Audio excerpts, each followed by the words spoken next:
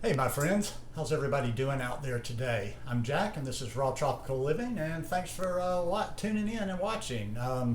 Today, I want to talk about my second main reason for my raw vegan diet, or second main reason for my raw vegan diet. My being the operative word. I need to say that in almost every video that I do, that I am not, never been the goal of this channel. I just kind of show what I do, what I eat, some of the things I do with the spirituality and the readings and whatever.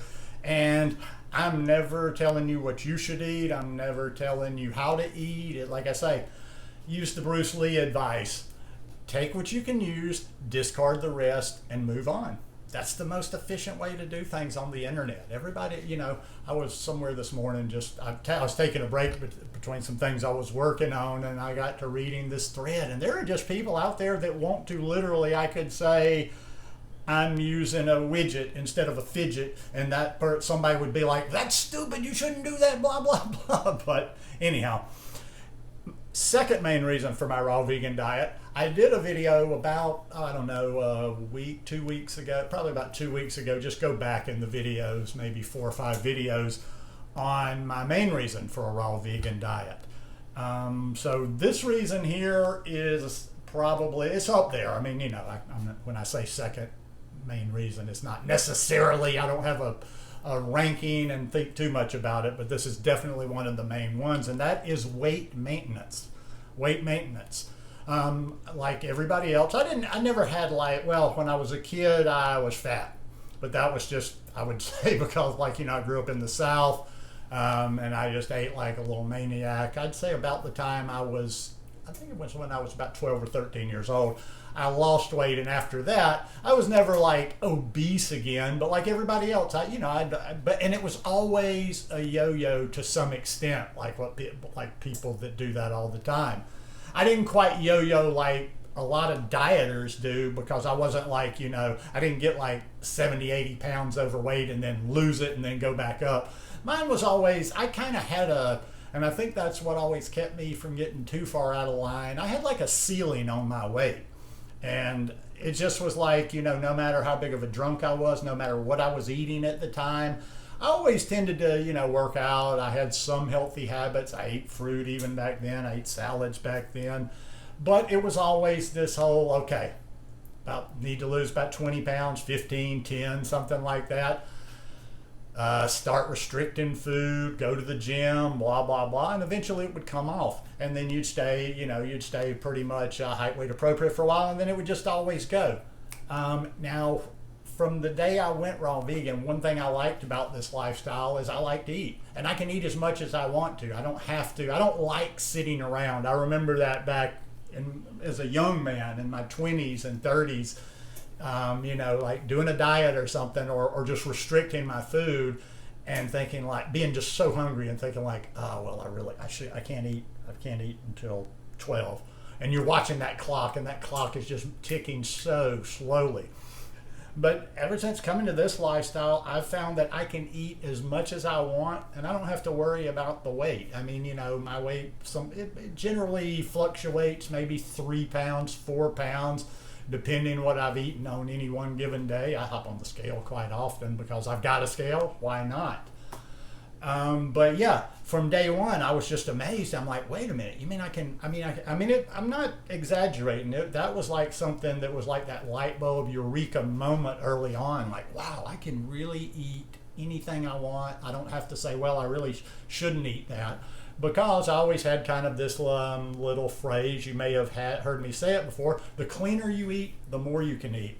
And I wanted to be full. I wanted to be satisfied. Sure, there were things in the beginning that, I kind of missed a little bit, but in the end, I would take being full, being satisfied all the time over any little particular taste that I might have. Or something like that. I mean, because there were things, I was living in San Jose when I went vegan, and I used to go downtown a lot and eat pizza. They had lots of little pizza places that you should just get pizza by the slice.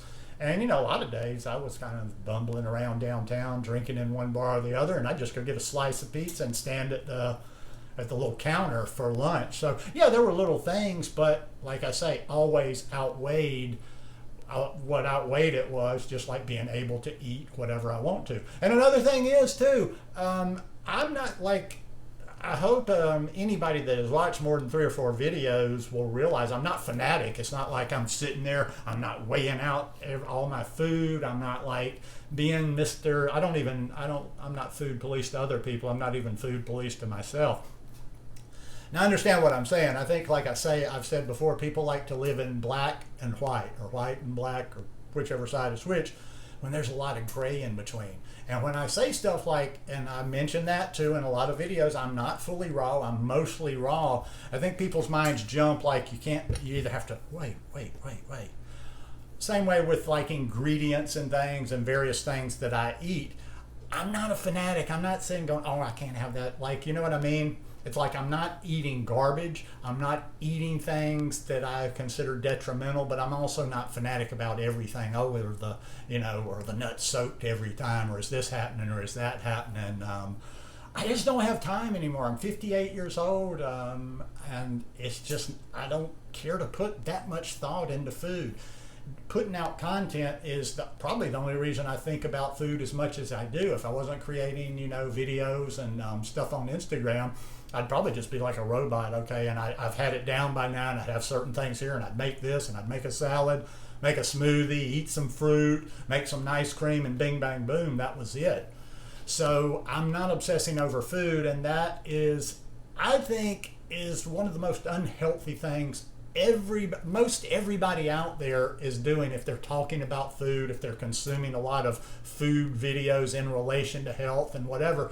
And this is not just for how I eat, this is for how everybody eats. Everybody's absolutely obsessed. They're arguing with people. Oh, that's stupid. What you're eating, that's crazy. You should be eating this, and this. And it just creates this psychic energy, and it's like, if you're getting in that all the time, even if you're eating the perfect diet, you might be eating the perfect diet.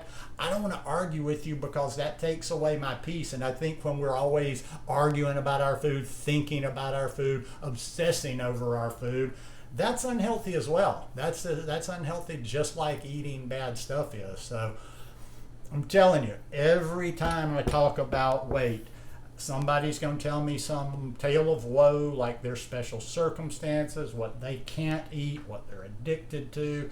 All I'm just saying is the facts part of it. I mean, that's psychology. I mean, however you got to get there. If you're food addicted or not, doesn't matter.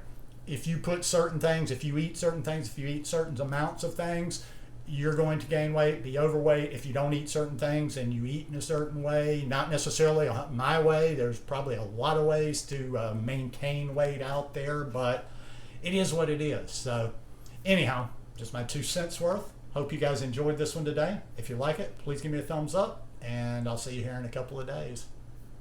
Peace.